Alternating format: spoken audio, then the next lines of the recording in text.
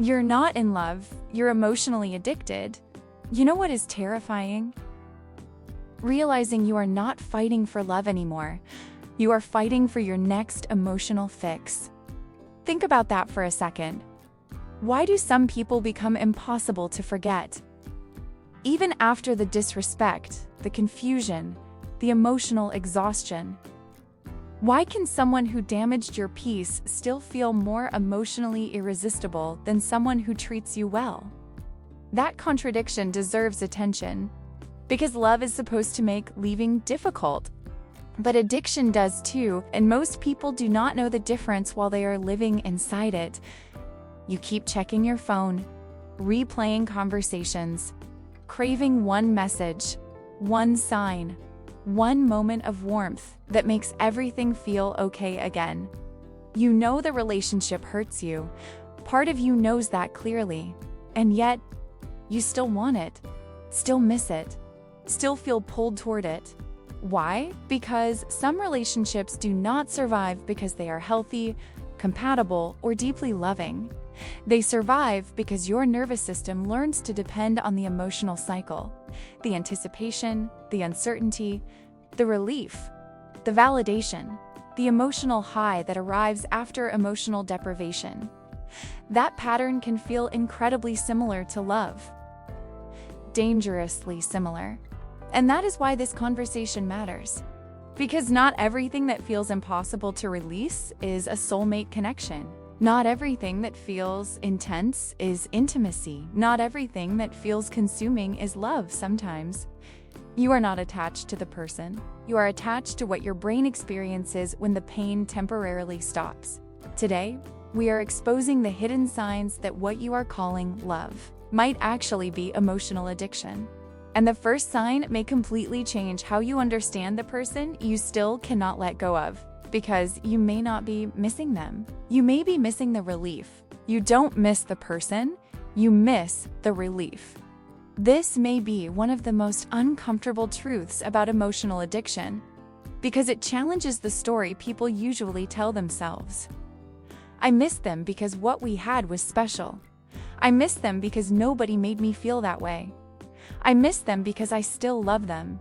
Maybe that there is another possibility worth examining. What if you are not attached to the person as much as you are attached to what happened when the pain temporarily disappeared? Think about the emotional cycle. Distance, silence, coldness, mixed, signals, uncertainty. You feel anxious, restless, emotionally stretched. You overthink, you check your phone, you replay everything, and then suddenly, they come back. A message, warmth, attention, affection, validation. Relief floods your system. And that relief can feel enormous, almost euphoric. Not because the moment itself was extraordinary, because the suffering paused. That distinction changes everything. Because sometimes, what people interpret as profound connection is actually powerful emotional contrast. Pain, then comfort, fear, then reassurance, disconnection, then closeness. Your nervous system begins responding intensely to the cycle, and slowly, relief starts feeling like intimacy. The disappearance of anxiety starts feeling like proof of love. That is the trap. Because temporary relief can become incredibly addictive. You are no longer only craving the person. You are craving what happens inside your body when uncertainty finally ends. Read that again. Not the person alone. The relief. The emotional exhale. The feeling of being chosen again. Seen again. Wanted again. That is why some people stay emotionally attached to relationships that consistently destabilize them. Not because the relationship continuously nourishes them, because the intermittent return of comfort becomes psychologically powerful. And once your brain starts linking someone to emotional relief, something deeper begins happening. Their presence does not just feel pleasurable, it starts regulating your emotional state itself. Your brain starts treating them like emotional regulation. This is where emotional addiction becomes much deeper than simple attachment. Because at some point, the relationship stops being part of your emotional life. It starts running your emotional life. Their text changes your mood. Their tone changes your confidence. Their attention changes your sense of security. Their distance changes your entire nervous system. Think about how powerful that really is. You wake up thinking about them. You measure your emotional state through their behavior. Good interaction? You feel calm, hopeful, grounded. Bad interaction? Your anxiety spikes. Your focus disappears. Your day feels emotionally hijacked. That pattern matters because love can support your emotional world. Addiction recruits someone else to run it. That is a very different psychological experience. You are not simply enjoying connection. You are depending on another person's presence, approval, warmth, or predictability to stabilize your internal state. And at first, this can look incredibly romantic. We affect each other so deeply, they have such a strong impact on me. I've never felt this connected to anyone, maybe, but emotional impact alone does not tell you whether something is healthy. Sometimes, it only tells you how much emotional authority someone now holds inside your nervous system. That is the uncomfortable part. Because once someone becomes your primary emotional regulator, distance stops feeling like ordinary separation. It feels like emotional malfunction. Silence feels unbearable. Uncertainty feels urgent. You do not simply miss them. You feel dysregulated without them. And people often mistake that dysregulation for proof of extraordinary love. But there is another possibility. What if your system is not responding to deep compatibility? What if it is responding to dependence? Because once your emotional system becomes accustomed to high-intensity regulation, something surprising often starts happening. Peace becomes strangely underwhelming. Healthy connection feels quieter. Predictability feels emotionally flat. And chaos. Chaos starts feeling alive. Peace starts feeling less attractive than chaos. This is the part that confuses a lot of people. Because nobody consciously decides, I want emotional instability. Nobody wakes up craving confusion, mixed signals, anxiety, emotional uncertainty. And yet, some people find themselves emotionally underwhelmed by relationships that are actually healthy. That deserves honest attention. Why can peace sometimes feel emotionally quieter than chaos? Why can consistency feel less exciting than unpredictability? Because your body does not only react to what is healthy, it reacts to what feels familiar. And familiarity can be incredibly persuasive. Think about the emotional rhythm of chaotic relationships: the waiting, the anticipation, the uncertainty, the emotional highs, the emotional crashes, the constant feeling that something important is happening. That level of intensity stimulates the nervous system in powerful ways. Then imagine entering a relationship with stability. No games, no emotional guessing, no constant fear of losing connection. Just calm, predictability, availability. And something surprising happens. Part of you feels bored, disconnected, unmoved. Not because healthy love lacks value, because your system became used to emotional intensity as the language of connection. That distinction matters. Your body may not be craving pain. It may be craving the emotional intensity it learned to associate with connection. Read that again slowly. Not pain, intensity. The emotional charge. The heightened nervous system state. The feeling that love must be emotionally consuming to feel real. That is why some people mistake calm relationships for lack of chemistry.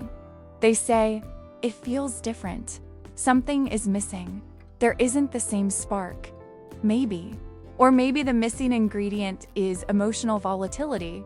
And that realization changes everything. Because once chaos becomes associated with feeling alive, you stop getting attached to who the person consistently is. you start getting attached to something much harder to release, the possibility of who they could become. You become addicted to possibility, not reality. This is one of the most psychologically powerful forms of emotional addiction, because many people are not actually attached to the relationship they consistently experience. They are attached to the relationship they intermittently glimpse. That difference is enormous. Think about it. Who are you missing? The person who repeatedly disappointed you. The person who created confusion, distance, inconsistency. Or the version of them that appeared in rare moments of warmth, clarity, tenderness, emotional availability? Because those moments can be incredibly persuasive. One beautiful conversation, one vulnerable apology, one weekend where everything suddenly feels perfect again. And your brain immediately says, "See? This is who they really are." That interpretation matters, because now you are no longer emotionally anchored to reality. You are emotionally invested in possibility, potential, future promises. The version of the relationship that almost exists. The version that appears just enough to keep hope emotionally alive. That is the trap. Some emotional addictions survive on intermittent glimpses of a version of the relationship that rarely actually exists. Read that again. Rare glimpses, not consistent reality. And intermittent experiences can be surprisingly addictive, because uncertainty amplifies meaning. Scarcity amplifies value. The rare good moments begin carrying emotional weight far beyond their actual frequency. You start protecting the possibility more than examining the pattern. You tell yourself, "They're changing. We just need time. I know who they really are underneath all this." Maybe, but another question deserves attention. How much of the relationship are you genuinely experiencing? And how much of it are you emotionally forecasting? Because addiction often feeds on imagined future relief. The belief that one day the connection will permanently become the version you occasionally tasted. And once your identity becomes emotionally organized around that possibility, letting go stops feeling like ordinary heartbreak. It starts feeling like something much bigger, almost like losing a part of who you became inside the relationship. Letting go feels like losing your identity, not just the relationship. This is where emotional addiction becomes profoundly misunderstood. Because people assume leaving should become easy once you recognize the relationship is unhealthy. You see the pattern, you understand the pain, you know the relationship is costing you something important. So why does walking away still feel unbearable? Because sometimes you are not only grieving a person, you are grieving an entire internal structure built around them. The relationship became your routine, your emotional focus, your hope, your future narrative. Your nervous system learned how to organize itself around waiting, anticipating, repairing, reconnecting. That changes a person more than they realize. At some point, needing them stopped being something you felt. It became part of how you functioned, part of how you interpreted your day, your worth, your emotional direction. And when that system disappears, the emptiness can feel shocking. Not because the relationship was healthy, because your identity adapted to its existence. Read that again. Your identity adapted to its existence. That is why letting go can feel disorienting in ways people struggle to explain. You are not just losing contact. You are losing a familiar emotional architecture, the routines, the rituals, the emotional role you occupied inside the dynamic, the version of you that knew exactly what to chase, fix, hope for, analyze, survive, and suddenly, there is silence, space, no emotional mission, no constant regulation around another person's behavior. That can feel terrifying, not peaceful, terrifying. Because emotional addiction does not only attach you to a person, it attaches you to a way of existing. And that realization leads us to the most important question in this entire conversation. If letting go hurts this much, does that automatically prove the depth of your love? Or could it be proving something else entirely? So let's return to the question that started this conversation. What if the reason you cannot let them go has less to do with love and more to do with withdrawal? That question feels uncomfortable because pain is persuasive. When something is difficult to release, we instinctively assume it must be deeply meaningful, deeply real, deeply loving. But difficulty alone does not tell you what something is. Withdrawal can feel sacred. Craving can feel romantic. Emotional dependency can feel exactly like destiny when you are living inside it. That is what makes emotional addiction so confusing. You are not inventing your feelings. Your attachment feels real. Your longing feels real. Your emotional struggle feels painfully real. The question is not whether your feelings exist. The question is what those feelings are actually pointing toward. Because not everything intense is intimacy. Not everything consuming is connection. Not everything difficult to release is love. Sometimes, your nervous system is responding to patterns it learned to survive inside. Relief, regulation, intensity, possibility, identity. That does not make you weak, broken, embarrassing. Human beings become emotionally attached to systems that regulate pain, uncertainty, hope, validation, emotional meaning. That is profoundly human. But recognizing the difference between love and emotional addiction can change the way someone understands their entire relationship history. Because healthy love does not require emotional malfunction to feel valuable. It does not demand that your nervous system remain dependent on unpredictability, withdrawal, intermittent relief, or emotional survival. Healthy love can be meaningful without becoming chemically consuming, connected without becoming emotionally imprisoning, deep without requiring you to lose yourself inside the experience. And maybe this is the question I want you to sit with after this conversation. Have you ever mistaken emotional withdrawal for proof of love?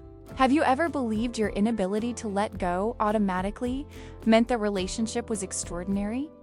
And what changed the moment you started questioning whether what you missed was actually the person, or the emotional pattern your nervous system learned to call connection?